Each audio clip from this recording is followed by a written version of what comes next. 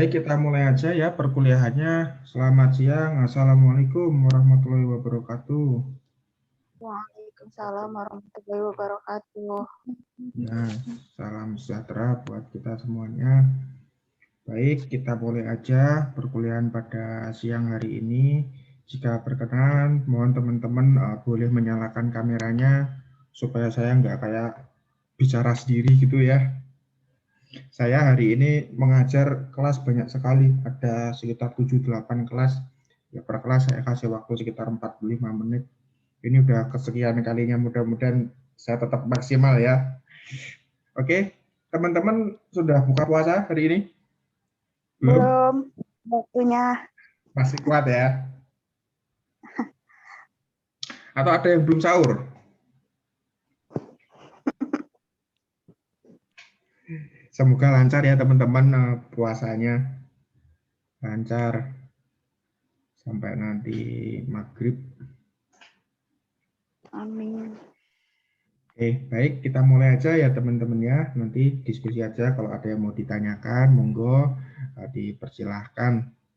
Ini saya mencoba meresum ya dari modul-modul materi yang ada di e-learning. Saya rangkum seringkas mungkin gitu ya. Baik, ini kita mau belajar mengenai profesi, pekerjaan, perbedaan keduanya itu apa, kemudian sikap profesional yang harus ditujukan itu seperti apa, kemudian mengenai teori etika seperti apa. Diperhatikan baik-baik karena beberapa hal nanti akan keluar pada saat UTS ya. Baik, mengenai definisi profesi. Profesi adalah suatu moral community atau masyarakat moral yang memiliki cita-cita dan nilai bersama. Mereka yang membentuk suatu profesi dapat disatukan juga karena latar belakang pendidikan yang sama atau bersama-sama memiliki keahlian yang khusus ya. Dengan demikian profesi menjadi suatu kelompok yang mempunyai kemampuan tersendiri khusus dan karena itu mempunyai tanggung jawab khusus. Nah, ini saya lemparkan isu atau masalah kepada teman-teman nih. Nah, jadi karena profesi itu memiliki kesan monopoli atas suatu keahlian atau dasar tertentu, maka terdapat risiko di sini ya. Artinya profesi itu seolah-olah bersifat tertutup ya dan tidak terbuka untuk orang lain sehingga profesi ini, asosiasi profesi menjadi kalangan yang sukar ditembus gitu ya. Artinya ada kekhawatiran kalau ada kong kali kong di dalamnya gitu ya. Nah, kode etik ini menjadi solusi teman-teman. Nah, bagi klien yang menggunakan jasa profesi tertentu, kondisi sebuah profesi yang sifatnya secret, rahasia, maksudnya tidak ditembus oleh, tidak bisa dipantau langsung oleh beberapa pihak gitu ya. Nah, kode etik ini menjadi jembatan ya, menjadi solusi supaya suatu profesi itu dilakukan dengan penuh etika, dilaksanakan sesuai peraturan perundang-undangan yang berlaku, tidak ada penyelewengan atau penyalahgunaan wewenang dalam melaksanakan aktivitasnya sebagai profesi tertentu. Nah, dengan adanya kode etik ini, kepercayaan masyarakat atas suatu profesi dapat diperkuat. Nah, karena setiap klien mempunyai kepastian bahwa kepentingannya akan terjamin. Kode etik ini ibarat kompas ya teman-teman yang menunjukkan arah moral bagi suatu profesi dan sekaligus juga menjamin mutu moral profesi itu di mata masyarakat. Misalnya kode etik profesi akuntan publik ya.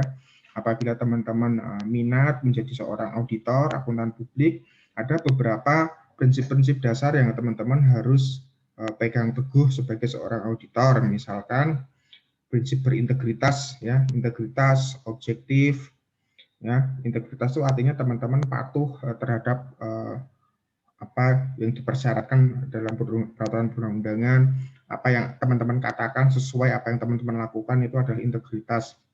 Jujur, tepat waktu itu adalah integritas. Objektivitas itu berarti bahwa teman-teman menilai berdasarkan apa yang ada. Misalkan kondisinya suatu kondisi itu adalah tidak bagus, ya penilaian kita tidak bagus gitu. Jangan ada subjektivitas dalam melakukan suatu pekerjaan, harus objektif apa adanya. Kemudian kompetensi dan kehati-hatian, artinya teman-teman dalam menjalankan suatu profesi itu harus hati-hati ya dalam bekerja. Kemudian kerahasiaan dan perilaku profesional. Teman-teman bicara soal kerahasiaan, itu teman-teman apabila teman-teman bekerja di suatu perusahaan ya, teman-teman katakan asumsinya teman-teman menjadi dokter misalkan, atau teman-teman menjadi akuntan publik gitu ya. Kalau teman-teman sudah bekerja, teman-teman kan pasti tahu di suatu perusahaan itu borok-boroknya gimana, jelek-jeleknya perusahaan itu apa. Ya teman-teman nggak boleh apa istilahnya comel, lambe turah gitu ya, jelek-jeleknya perusahaan kita sampaikan ke orang lain gitu. Itu tidak boleh, artinya teman-teman melanggar kode etik. Kemudian perilaku profesional ya, artinya kita sesuai dengan ketentuan bekerja, sesuai dengan bisnis proses yang ada, dengan berlandaskan peraturan undangan yang berlaku, kita tidak melanggar aturan-aturan sehingga kita mencoreng nama baik sebuah profesi. Saya kira ini juga sifatnya umum untuk di semua profesi juga seperti itu. Misalkan teman-teman seorang dokter, teman-teman tahu nih ada masalah kesuburan gitu ya, katakan ada masalah kesuburan oleh seorang pasien. Ya teman-teman jaga rahasianya, nggak perlu dicerita-ceritain ke orang. Kemudian resume medis itu juga satu dokumen riwayat kesehatan yang sifatnya rahasia, tidak bisa diumbar-umbar ke orang lain yang tidak memiliki kepentingan gitu ya teman-teman ya.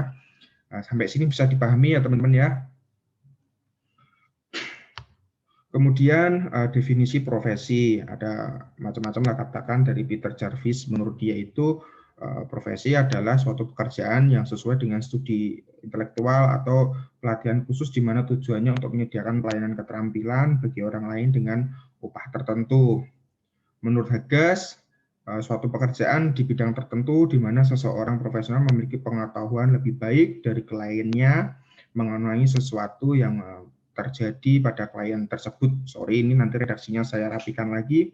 Nah, menurut Kogen, pengertian profesi adalah suatu keterampilan khusus yang dalam prakteknya didasarkan atas suatu struktur teoritis tertentu dari beberapa bagian ilmu pengetahuan. Artinya sih, kalau diringkas ya dia punya kompetensi khusus tertentu, keterampilan tertentu, itu disebut dengan profesi. Kemudian ciri-ciri profesi, satu, terdapat keahlian atau pengetahuan khusus yang sesuai dengan bidang pekerjaan, di mana keahlian atau pengetahuan tersebut didapatkan dari pendidikan atau pengalaman tertentu. Contohnya saya, teman-teman, saya ini ya berprofesi sebagai yang saya ikuti sekarang kan saya sebagai internal audit di salah satu perusahaan. Nah, saya di sana memperoleh pendidikan dan pelatihan. Misalkan saya dapat sertifikasi sebagai Qualified Internal Audit, QIA, kemudian Certified Risk Management Profesional, gitu-gitu adalah gelar-gelar profesi, sertifikasi yang menyatakan seseorang itu kompeten dalam melaksanakan suatu penugasan. Seperti itu salah satu contohnya. Kemudian terdapat kaidah dan standar moral yang berlaku bagi para profesional berdasarkan kode etik yang telah ditentukan dan disepakati. Nah, bedanya dengan pekerjaan profesi ada kode etiknya teman-teman ya, ada standarnya, tidak asal-asalan orang dalam bekerja. Nah, monggo teman-teman nanti setelah lulus kuliah bisa dipertimbangkan profesi apa yang teman-teman mau tekuni. Sekarang eranya zaman-zaman profesi teman-teman. Jadi ketika teman-teman kadang lulus S1, lulus S2, kadang-kadang itu juga masih belum cukup teman-teman. Karena sekarang untuk menunjukkan kompetensi seseorang, untuk meyakinkan itu, seseorang diharapkan mempunyai tersertifikasi, punya kompetensi khusus. Nah, contoh kalau teman-teman mau fokus untuk dunia perpajakan setelah selesai S1, teman-teman bisa ambil misalkan sertifikasi mengenai perpajakan, misalkan ada CTT, itu Certified Tax Technician, ada CTA, Certified Tax Advisor atau PKP, bersertifikat konsultan pajak, gitu-gitu ya. Kalau apoteker ya ada gelar APT, gitu-gitu ya. Nah, kemudian untuk profesi tertentu, seorang profesional harus memiliki izin khusus agar dapat menjalankan pekerjaan sesuai profesinya. Misalnya surat izin praktek untuk profesi dokter dari Dinas Kesehatan setempat, misalkan. Kemudian ada nomor register dan tanda daftar dari Ikatan Akuntan Publik Indonesia, misalkan. Itu untuk akuntan publik ya, otoritas dari otoritas jasa keuangan, dari Kementerian Keuangan untuk profesi akuntan publik yang hendak berpraktik. Seperti itu. Kemudian pada umumnya seorang profesional merupakan anggota suatu organisasi di bidang tertentu. Contohnya saya ikut sebagai anggota di beberapa asosiasi profesi. Saya termasuk di Ikatan Akuntan Publik Indonesia, saya sebagai anggota. Kemudian saya sebagai anggota di hipnoterapi profesional. Saya juga anggota di Ikatan Akuntan Publik. Ikatan Komite Audit ya, Ikatan Komite Audit. Ya, adalah beberapa. Kemudian selanjutnya pengertian profesional. Apa sih profesional? Profesional itu adalah orang yang hidup dengan cara mempraktekkan suatu kemampuan atau keahlian tertentu yang berperan dalam suatu aktivitas menurut keterampilannya. Perilaku profesional dapat ditunjukkan bahwa pelaku profesi tidak terlibat dalam bisnis, tidak terlibat dalam pekerjaan atau aktivitas apapun yang diketahui merusak atau mungkin merusak integritas, objektivitas, atau reputasi baik dari profesi, dan hasilnya tidak sesuai dengan prinsip dasar-dasar etika. Kemarin kita sudah mempelajari ya mengenai etika itu apa aja. Saya rasa tidak perlu diulang kembali. Kemudian ini definisi profesional.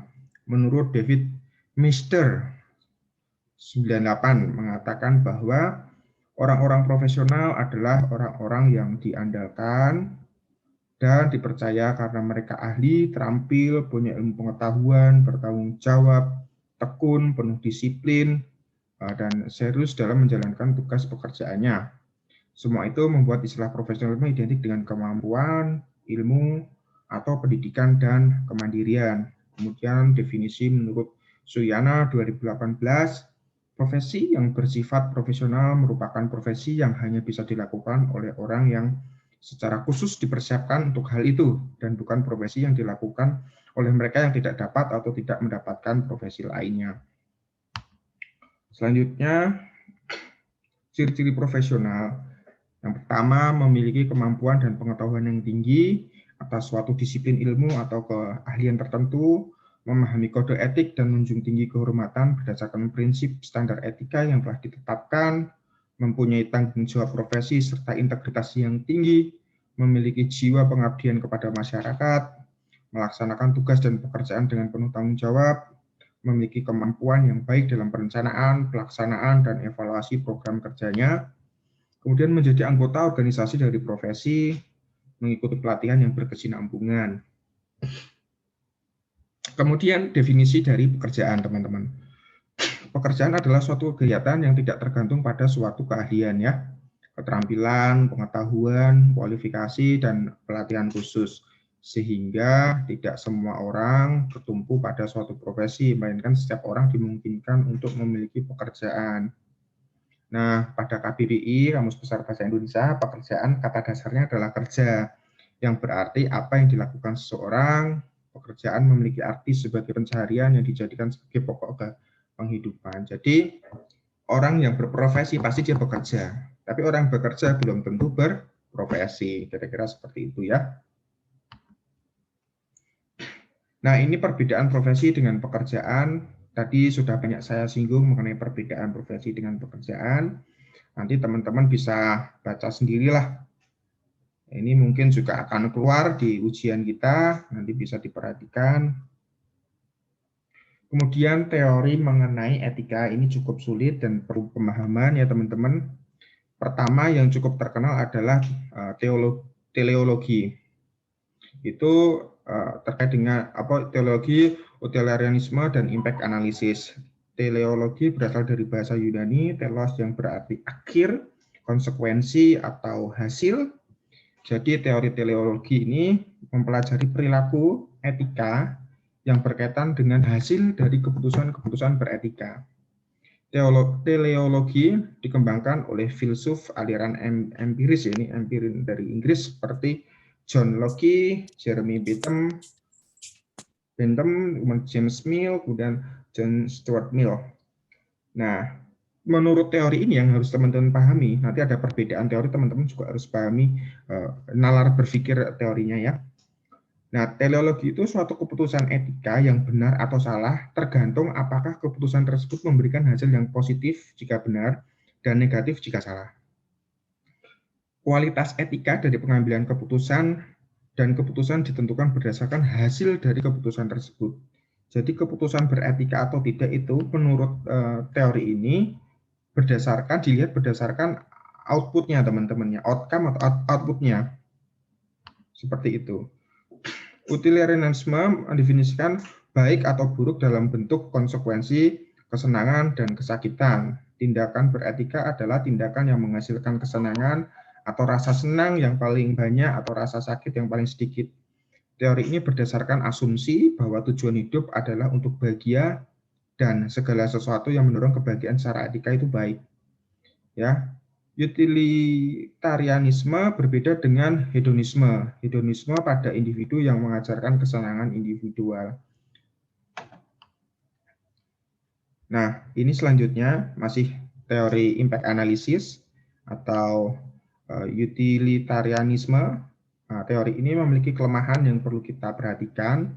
Yang pertama itu belum ada satu ukuran untuk kesenangan dan kebahagiaan. Gimana kita bisa mengukur kesenangan dan kebahagiaan, kan sulit ya. Kedua, permasalahan dalam distribusi dan intensitas kebahagiaan itu sendiri. Ketiga adalah mencakup cakupan kebahagiaan itu apa maksudnya. Keempat adalah kepentingan minoritas yang terabaikan akibat keinginan untuk memenuhi kebahagiaan lebih banyak orang. Kelima, utilitarianisme mengabaikan motivasi dan hanya berfokus pada konsekuensi atau outputnya saja ya teman-teman.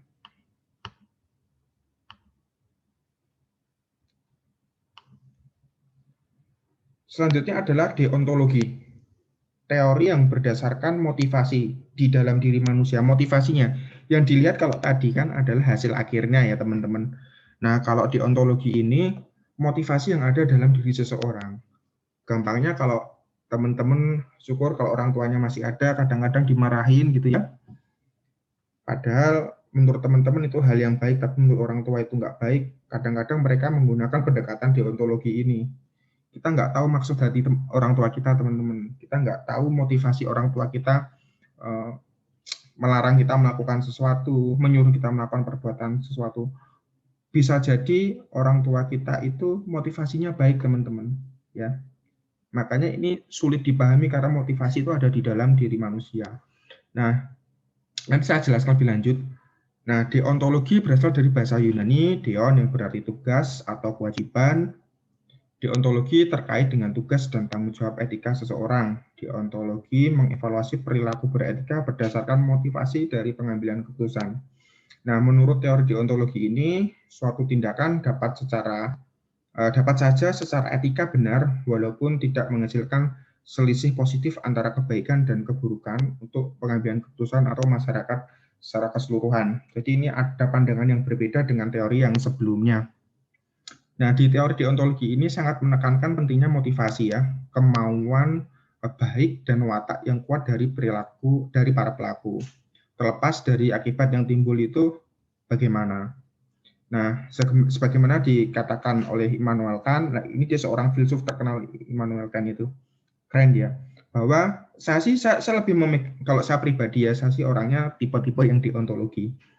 Jadi Immanuel Kant bilang bahwa kemauan baik harus dinilai baik pada dirinya sendiri terlepas dari apapun juga. Dalam menilai seluruh tindakan kita, kemauan baik harus selalu dinilai paling pertama, ya, dan menjadi kondisi dari segalanya. Dalam kaitan dengan pandangan dasar etika deontologi di atas, kita dapat menyinggung secara lebih jauh dua hal yang ditekankan oleh Kant, Immanuel Kant maksudnya, seorang filsuf yang sangat berpengaruh ya.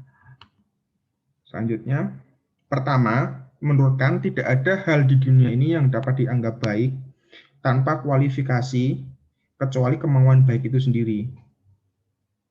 Emang agak membingungkan ya teman-teman, tapi bisa dicerna ya. Ini ilmu filsafat loh. Ini sumber dari segala ilmu kan filsafat. Ini dia orang filsafat ini, si Immanuel Kant ini. Kemudian saya lanjutkan, kepandaian, kearifan, penilaian, dan bakat-bakat lainnya dapat merugikan bila tidak disadarkan pada kemauan baik. Yang kedua, dengan menekankan kemauan baik, menurut Kant, tindakan yang baik adalah tindakan yang bukan saja sesuai dengan kewajiban, melainkan tindakan yang dijalankan demi kewajiban. Ya, jadi latar belakangnya adalah demi kewajibannya, bukan hanya sekedar menjalankan kewajiban, tapi demi kewajiban. Jadi yang pertama kita tahu motivasi dalam diri, kemauan baik dalam diri. Yang kedua adalah menjalankan suatu keputusan itu dikatakan beretika jika demi kewajiban. Nah, sejalan dengan itu, Kant ini menolak semua tindakan bertentangan dengan kewajiban sebagai tindakan baik, bahkan walaupun tindakan itu dalam arti tertentu berguna. Demikian pula, semua tindakan yang dijalankan sesuai dengan kewajiban, tetapi tidak dijalankan berdasarkan kemauan baik, melainkan hanya karena dipaksa gitu ya, untuk menjalankannya dianggap sebagai bukan tindakan yang baik. Artinya ya, ini harus berjalan secara bersamaan ya, dilihat kemauannya baik, motivasinya baik, dan didasarkan atas kewajiban. Sampai sini ada yang mau ditanyakan terlebih dahulu, teman-teman?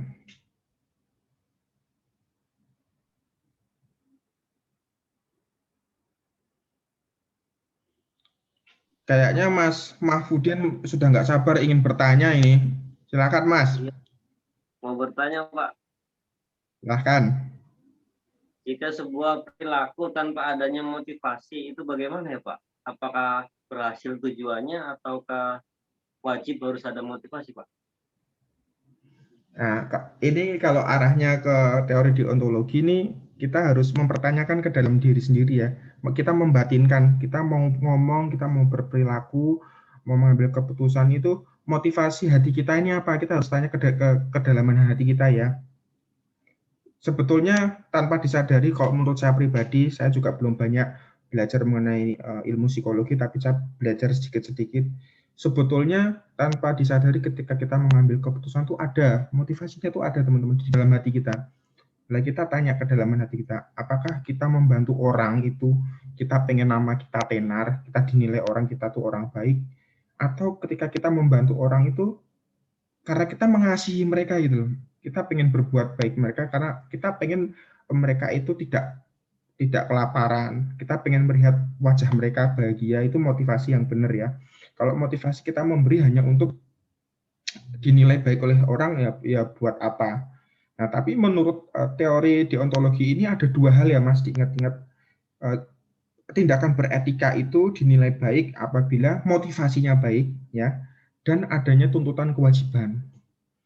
Mungkin ini terlalu jauh, tapi saya hubungkan dengan agama ya, dengan agama. Ketika kita melihat orang kelaparan, timbul nggak kewajiban di hatimu untuk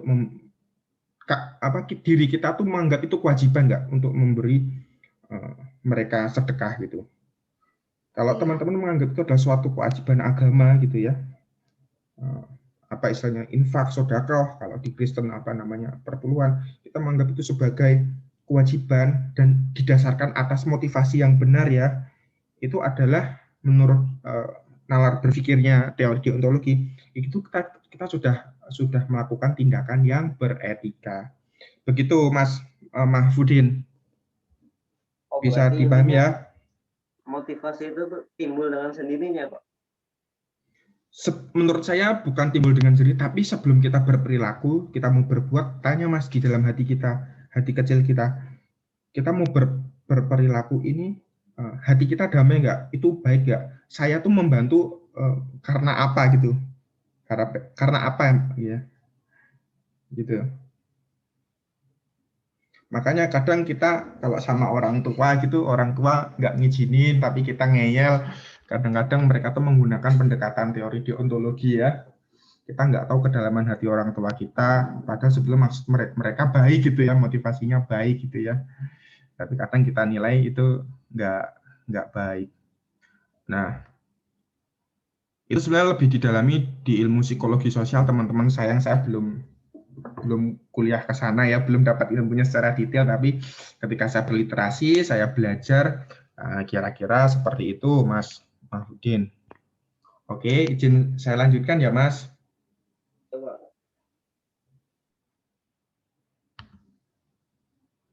Kemudian ada virtue etik teori. Nah, ini sih sebetulnya nggak cukup, belum cukup terkenal sih ya teori ini. Nanti teori ini sih konsep dikeluarkan oleh Grek, filosofer Aristoteles ya, terhadap keyakinannya pada konsep karakter individu yang menyatakan ya bahwa sesuatu dikatakan perbuatan yang etik itu dinilai dari karakter pribadi ya, integritas diri seseorang yang ada di dalam gitu ya, komitmennya seperti apa. Nah, seperti itu. Kemudian ada juga yang namanya teori pertukaran sosial, teman-teman. Teori pertukaran sosial itu gampangnya kalau kita berbuat baik sama orang ya, maka orang tersebut akan baik kepada kita. Ya, sebaliknya kalau kita berbuat buruk terhadap orang lain, ya orang lain itu akan berbuat buruk kepada kita. Nah, proses pertukaran sosial ini dimungkinkan terjadi secara berkesinambungan. Misalkan contohnya ya Mas Mahfudin nih, tetanggaan sama saya ya. Tetanggaan sama saya. Hari ini saya dianterin makanan nih. Pas saya lapar, saya nggak punya makanan. Ini lagi bulan puasa ngomong makanan nggak apa-apa ya. Kuat lah ya. Nah, Mas Udin kan udah berbuat baik sama saya nih. Nah, kemudian timbul kewajiban dalam diri saya untuk saya itu pengen membalas kebaikannya Mas Udin nih. Nah, maka hari esok saya mengirimkan makanan nih ke Mas Udin, Mas, ini gantian saya yang mau kasih makan gitu ya. Nah, udah saya kasih nih. Udah diterima, kemudian balik lagi Mas Udin, wah ingat lagi, kemarin aku dikasih makanan sama Pak Rasi. Oh, besok saya kasih lagi ya. Wah, terus gitu. Kita saling bertukar-tukar makanan gitu. Nah, aja, Pak. itu yang dinamakan ya itu yang dinamakan teori, gampangnya ya. Gampangnya itu teori pertukaran sosial itu seperti itu, teman-teman. Hari ini Mas Udin ngirim kolak ke saya, besok saya kirim dawet. Habis itu Mas besok kirim lagi ke saya pizza gitu ya. Besok saya kirim lagi gorengan gitu ya. Nah, itu. Wah, nggak adil lah. Nah, konsep pertukaran sosial itu seperti itu. Makanya ya kita berbuat baiklah sama orang-orang. Artinya ibarat orang Hindu Bali ya, orang Hindu Bali itu paling takut sama karma ya, teman-teman. Makanya dia ya berusaha berbuat baik sama orang. Seperti itulah ya, semua agama pasti mengajarkan kita untuk selalu berbuat baik. Terus ada namanya ya, kalau di Nasrani itu yang terkenal kan ada namanya tabur tuai. Ya benar, kalau kita menabur keburukan ya kita akan memperoleh keburukan. Kejahatan ya kita akan terima kejahatan. Tapi ya itu kan nalar berpikir ajaran keagamaan itu kan sejalan dengan konsep pertukaran sosial ini. Kalau kita baik sama orang, ya kemudian kita akan memperoleh kebaikan. Maka kita harus selalu berbuat baik. Tapi teori pertukaran sosial ini saya kurang cocok ya teman-teman, karena tindakan beretika tuh jangan didasarkan atas teman-teman. Kemarin saya dikasih orang lain berbuat baik sama saya. Nah, hari ini saya harus berbuat baik sama orang lain. Ya jangan seperti itu. Artinya motivasi kita tidak benar ya. Hari ini baik, besok kita ganti baik, enggak. Maksudnya juga enggak gitu juga. Tindakan beretika itu tidak seperti itu. Tapi konsep ini ya ini terjadi di lingkungan sosial kita terjadi. Ya motivasinya apapun perbuatan kita yaitu harusnya ya perbuatan yang baik gitu ya. Sampai sini ada yang mau ditanyakan?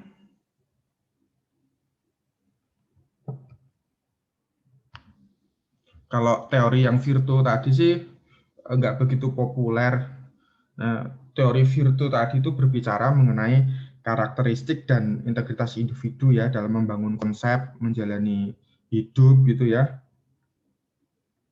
Nah, itu kan integritas individu, karakter individu kan berbeda antara satu orang dengan yang lain, itu kan pasti ada perbedaan ya, makanya konsep Virtu itu menurut saya agak kurang pas juga mengenai tindakan yang beretika.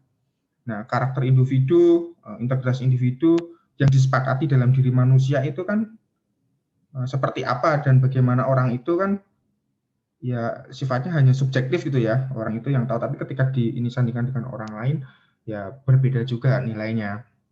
Tapi ya saya percaya sih bahwa manusia itu pada dasarnya punya hikmat akal budi, ya berpikir bahwa pasti ada kebaikan di dalam hatinya. Itu konsep-konsep mengenai apa namanya etika ya teman-teman. Oke, saya sedikit ulas mengenai teori pertukaran sosial. Asumsi dasar teori pertukaran sosial ialah bahwa pertukaran hal-hal yang bernilai tidak saja ditimbulkan oleh transaksi ekonomi, tapi juga oleh interaksi sosial antar individu dan kelompok. Bila mana seseorang berbuat baik terhadap orang lain, maka suatu waktu orang tersebut harus menukarkannya dengan kebaikan yang lain. Bila mana kewajiban ini tidak terpenuhi, biasanya terjadi tuduhan bahwa orang tersebut tidak mempunyai rasa terima kasih. Ya, ini menunjukkan bahwa imbalan harus ada. Jadi agak kurang cocok juga ya. Kalau tidak seseorang tidak akan begitu tertarik lagi untuk berbuat baik terhadap seseorang di masa yang akan datang. Jadi ini berarti bahwa kepentingan diri, self interest, menuntut balas. Ya. Jadi yang menjadi ciri transaksi non ekonomi adalah bahwa kewajiban yang diperoleh bersifat tersebar gitu ya, dan tidak ditentukan terlebih dahulu oleh perjanjian ekonomi, dan bahwa biasanya digunakan untuk hal-hal bernilai non ekonomi sebagai alat untuk memenuhi kewajiban tertentu seperti persetujuan sosial, kedudukan status, kekuasaan dan wewenang. Tapi gambaran gampangnya tuh seperti itu kalau pertukaran sosial. Saya baik sama Mas Udin ya, besok Mas baik sama saya, terus gitu terus. Tapi itu jangan dijadikan dasar etika ya. Oke, terima kasih. Materi saya sudah selesai teman-teman. Kalau saya pribadi sih saya lebih prefer dengan deontologi ini ya. Deontologi motivasi untuk berperilaku. Jadi berperilaku etis berdasarkan motivasi yang benar dengan mempertimbangkan niat baik dan kewajiban. Kemudian kalau yang ini tadi, yang atas, teori impact analysis, teleologi, utilitarianisme, ini lebih kepada outputnya. Kalau keputusan itu menghasilkan hal yang baik, maka itu beretika. Jika tidak, berarti itu bukan keputusan yang beretika. Baiklah, sampai di sini ada yang mau ditanyakan, teman-teman? Atau ibu-ibu mau bikin kolak? Sudah nggak sabar pengen masak-masak? Ya, Mbak Tika, menunya hari ini apa Mbak Tika? Beli aja, Pak. Oh, beli. Wah, kalau Mbak Ade pasti enak ini.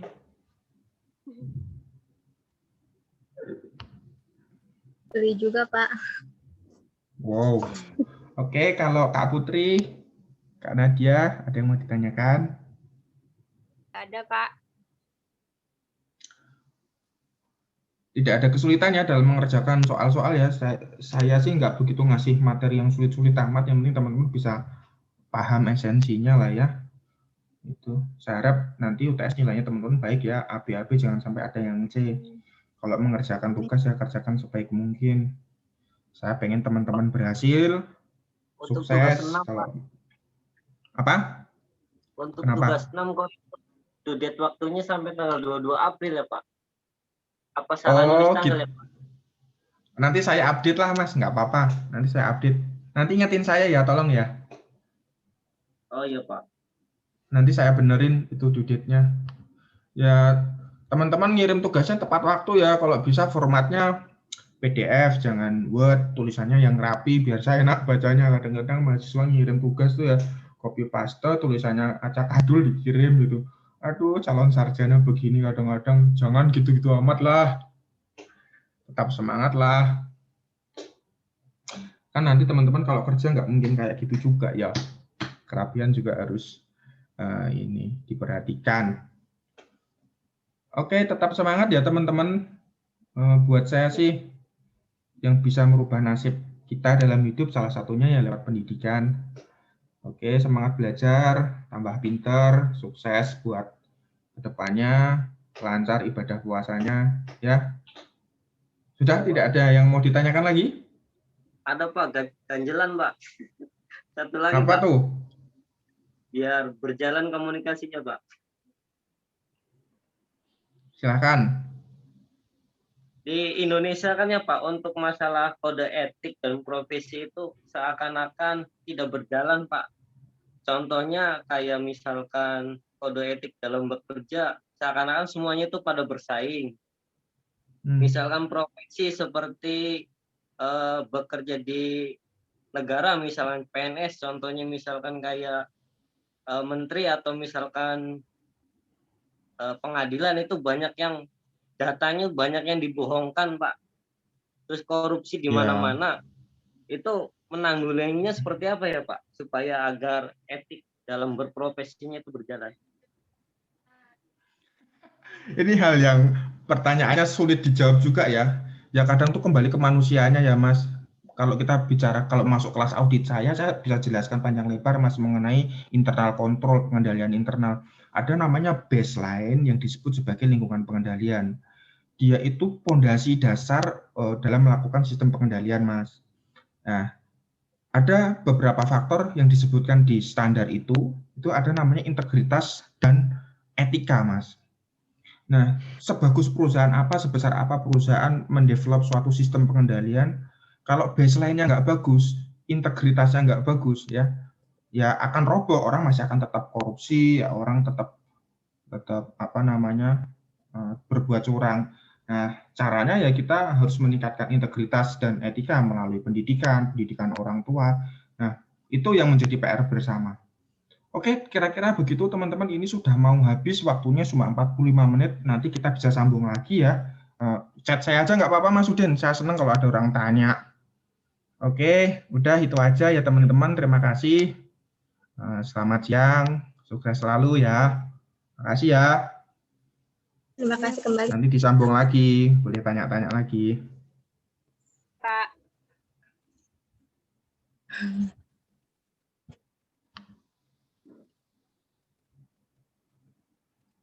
Izin live ya. Terima kasih, Pak.